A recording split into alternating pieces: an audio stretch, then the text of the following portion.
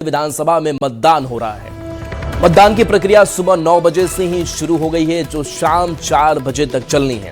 उसके बाद मतगणना की प्रक्रिया शुरू की जाएगी। एनडीए और महागठबंधन दोनों ही दल पिछले 2 दिनों से रणनीति बना रहे थे। तो देखिए, जो चुनाव की प्रक्रिया है, मतदान की प्रक्रिया है, वो सुबह 9 बजे से शुरू है, शाम 4 बजे तक ये प्रक्रिया चलनी है। इसके साथ साथ जो दल हैं वो कोशिश करते रहे किस तरीके से जो एकजुटता है विधायकों की वो बनी रहे और 28 का जो आंकड़ा है उसे आसानी से कैसे छुआ जाए। और ऐसे में 2 सीटें हैं लेकिन दावेदार 3 हैं। गठबंधन की तरफ से 2 उम्मीदवार हैं, तो दूसरी तरफ बात करें एनडीए की तरफ से तो परिमल नथवानी चुनावी मैदान में है।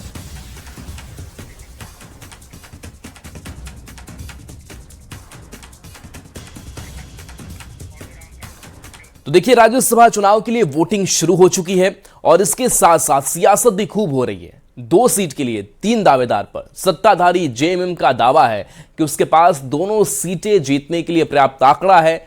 ऐसे में बीजेपी ने कहा है कि वो अपनी दावेदारी किस आधार पर कर रहे हैं। वहीं बीजेपी का दावा है कि परिमल नथवानी की जीत को लेकर पूरी तरीके से एनडीए आश्वस्त है। हम तो पूरी तरह से कॉन्फिडेंट हैं, हम आश्वस्त हैं, हमारे दोनों उम्मीदवार चुनाव जीतेंगे और उस कॉन्फिडेंट के पीछे आंकड़े हैं। परंतु भाजपा वाले ये बता दें कि उनका कॉन्फिडेंस कहां है आंकड़े, कैसे 28 मत आ जाएंगे उनके, तो ये पूछा जाना चाहिए। और मुझे लगता है कि पूरी भारत, हमारे देश की राजनीति थैलीसाहों के भरोसे करने की एक रणनीति है भारतीय जनता पार्टी की। राज्यों में देख रहे हैं पैसे के बल पर क्या कुछ हो रहा है। झारखंड में भी इस तरह का प्रयोग करने के लिए एक थैलीसाह, एक उद्योगपति को भेजा गया है। गुजरात से आए हुए वो उद्योगपति, वो थैलीसाह थैली की बदौलत अपने पक्ष में वोट ले लेंगे, ऐसा झारखंड में संभव नहीं है। हमें पूरा कॉन्फिडेंस है कि निर्दलीय जो हमारे एनडीए समर्थित प्रत्याशी हैं परिमल नाथवानी जी, वो बड़े नंबर से जीतेंगे। और ये कहना अतिशोक्ति नहीं होगा कि उन्हें संभवतः हाईएस्ट नंबर ऑफ वोट्स आएंगे। और उनका रिकॉर्ड भी रहा है। जब हमारे पास उन्होंने अप्रोच किया था तो याद दिलाया था कि 2008 और 2014 में वो तब जीते थे जब कांग्रेस राजद और झारखंड मुक्ति मोर्चा की सरकार झारखंड में थी। और उन्होंने काफी काम भी किया है 12 वर्षों के अपने कार्यकाल में, विशेष करके रूरल एरियाज में। तो हमें पूरी उम्मीद है कि यहाँ कोई विप जारी नहीं होता है तो लोग उनके काम को देखकर, प्रधानमंत्री जी के जन कल्याण और गरीब कल्याण की नीतियों को देखकर वोट देंगे। और ये जो सीट है, ये भारतीय जनता पार्टी एनडीए समर्थित निर्दलीय प्रत्याशी परिमल नाथवानी जी के इसमें जाएगी। वहीं बीजेपी विधायक सत्येंद्र नाथ तिवारी ने राज्यसभा चुनाव को लेकर मतदान कर दिया है। चंपाई सोरेन, सरयू राय, जनार्दन पासवान ने भी मतदान किया है। बीजेपी विधायक नागेंद्र महतो ने भी वोटिंग कर दी है। एक और प्रत्याशी हैं, कांग्रेस के भी हैं, वो भी महागठबंधन से ही हैं। 3 में से एक हम लोग के जो समर्थित प्रत्याशी हैं परिमल नथवानी जी, उनका जीत सुनिश्चित है। अब बाकी वो दोनों में देखिए कौन जीतता है। तो ये क्या नियम है, ये वोट देने के बाद फिर आप पोलिंग एजेंट कैसे बताते हैं, ये बताइए तो। दिखाना है ना? हाँ, कि आपने वोट किया है ना? हाँ, अगर नहीं दिखाएगा तो वोट कैंसिल है। आप वोट डाल दिए या अभी वोट डाल दिए? 100% कॉन्फिडेंट। मैं अब थोड़ा ही कि अभी बोलना यहाँ पर ठीक नहीं रहेगा। अब पोलिंग हो रहा है, वो तो उधर ले लिए हम लोग, अब यहाँ नहीं बोलना चाहिए। पूरी तरह से हम तो 110% बोल सकते हैं, क्योंकि हमको तो लग रहा है कि जीत हमारी पूरी पक्की हो चुकी है। अब जिसको डरने की जरूरत है वो अब चिंतन मनन करे कि कहाँ पे क्या है। अब थोड़ा सा आप भी संयम और धैर्य रखिए, और धैर्य का फल तो मीठा होता ही है। तो अब तक कॉन्फिडेंट है ना दादा? पूरा नंबर कुछ बता सकते हैं ना? ऐसे अभी तो हम लोग वोट दे दिया है ना।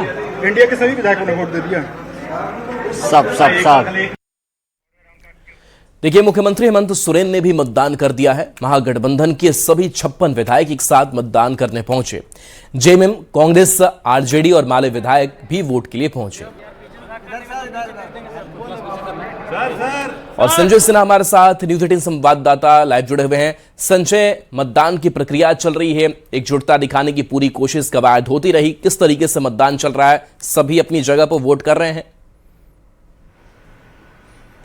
ये सबसे पहले एक जानकारी आपको दे दें कि एनडीए के 24 विधायकों ने तकरीबन अब से 2 घंटे पहले ही मतदान कर चुके हैं। उनका मतदान अब पूरा हो चुका है। उनके 24 विधायक 2 घंटे पहले ही मतदान कर चुके हैं। और अब जो है, जो आपको 56 जो महागठबंधन के हैं, उनके भी 46 जो विधायक मतदान कर चुके हैं, मतलब कुल संख्या 70 पहुंच चुकी है और 11 विधायकों का अब मतदान बाकी रह गया है। मतलब कि अगर हम 81 से बात करें तो 70 विधायकों का वोट हो चुका है और 11 विधायकों का वोट, जो 11 विधायक बचे हुए हैं वो आपको महागठबंधन के हैं, उनका वोट बचा हुआ है। अब आइए समीकरण पर कि वास्तव में अभी तक आपको जो बातचीत जो जीत का दावा है वो तो आप सुन ही रहे, हम लोग सुना भी रहे हैं लगातार, लेकिन जो सूत्र बता रहे हैं वो सूत्र साफ समीकरण की ओर इशारा कर रहे हैं कि समझिए कि जेएमएम की ओर से 30 जो मत हैं, 30 विधायकों का वोट सुरक्षित रखा गया है।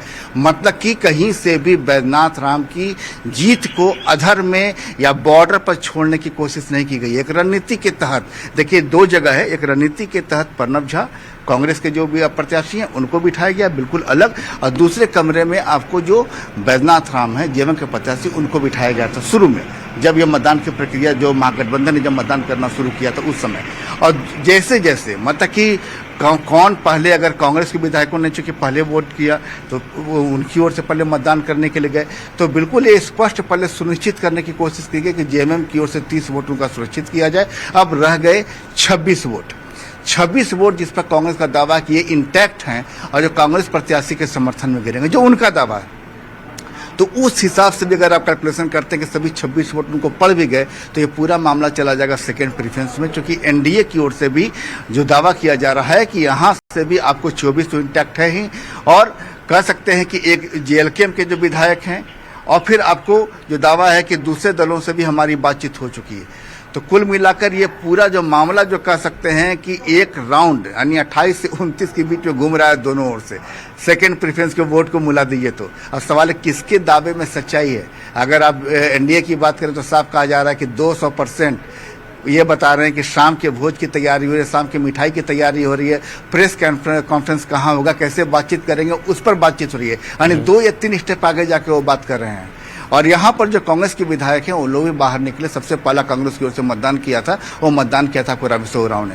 वो बाहर निकले, मीडिया से ज्यादा बात नहीं की, लेकिन जब एक सवाल पूछा गया उनसे कि क्या वास्तव में कांग्रेस जीत को लेकर आश्वस्त है, तो उन्होंने कहा कि हाँ बिल्कुल, ये बोलकर वो चले गए।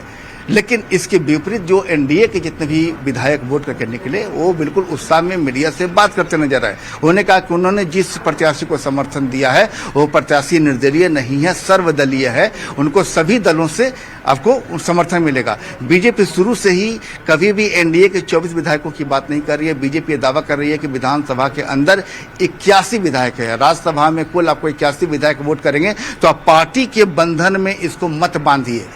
हमने लोगों से वोट मांगा है और जो है अंतरात्मा की आवाज पर लोग वोट करेंगे।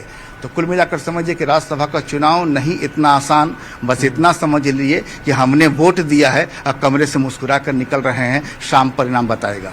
जी बिल्कुल, तो थोड़ा इंतजार करना होगा। ओम प्रकाश भी हमारे साथ जुड़े हुए लगातार। ओम प्रकाश, आपके पास क्या अपडेट है, क्योंकि 2400 विधायक के साथ एनडीए के लोग पहुंचे, वोट कर दिया। हालांकि कुछ महागठबंधन के बता रहे थे संजय की बचे हुए हैं जिनको वोट करना अभी बाकी है, लेकिन संख्या बल 28 का, वो संख्या किस तरीके से सेकंड प्रेफरेंस का आधार बनता है, क्या कुछ होता है, ये थोड़ा शाम में और चीजें साफ होंगी। अब तक आप क्या समझ पा रहे हैं?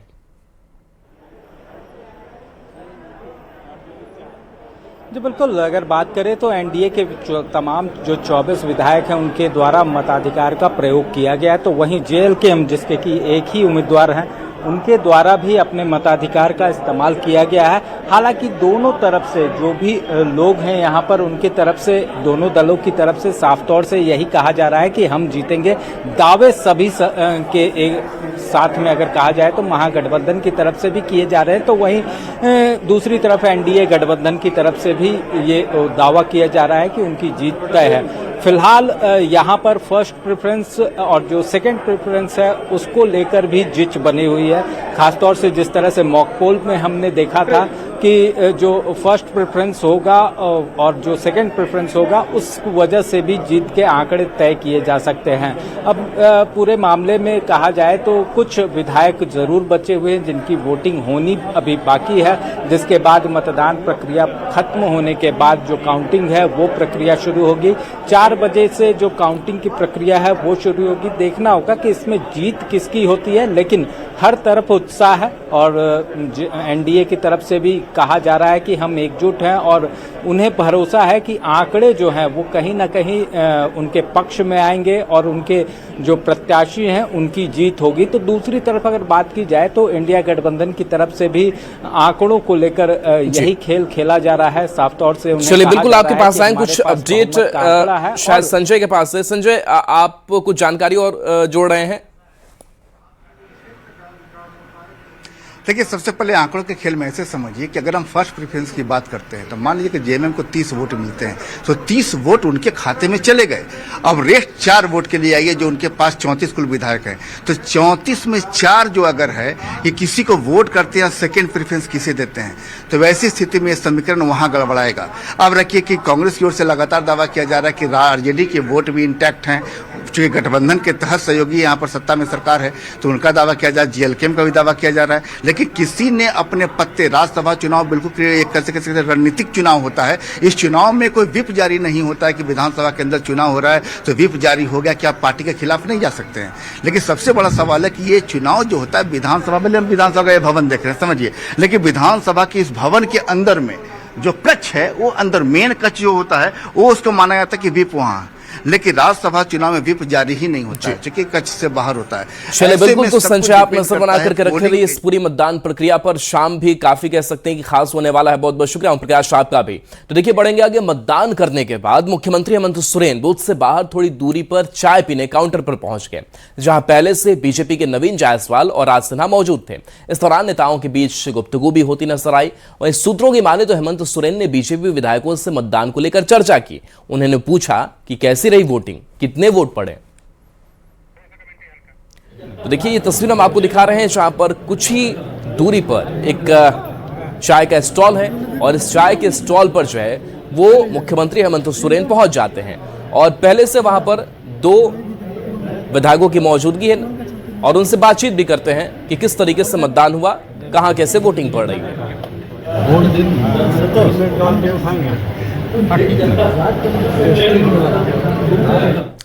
बढ़ते आगे, रांची में आरएसएस कार्यालय पर हमला मामले में सबसे बड़ा अपडेट सामने आ गया है। पेट्रोल बम से हमला करने के मामले में पुलिस ने 3 आरोपियों को गिरफ्तार किया है।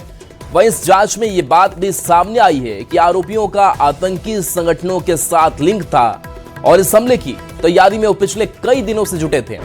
मामले की जांच को लेकर सिटी एसपी के नेतृत्व में एक एसआईटी का गठन किया गया था। वहीं दूसरी तरफ इस पूरे मामले को डिकोड करने के लिए एनआईए की भी एंट्री हुई। वहीं जगुआर की बीडीडीएस टीम और एफएसएल ने हर पहलू की जांच की है और टेक्निकल एविडेंस कलेक्ट किए हैं। जानकारी के अनुसार ये हमलावर आतंकी संगठन से जुड़े हुए थे और रांची के आरएसएस कार्यालय में हमला ट्रायल था, जिस कारण ही हमले का वीडियो भी शूट किया गया और उसे कहीं भेजा भी गया।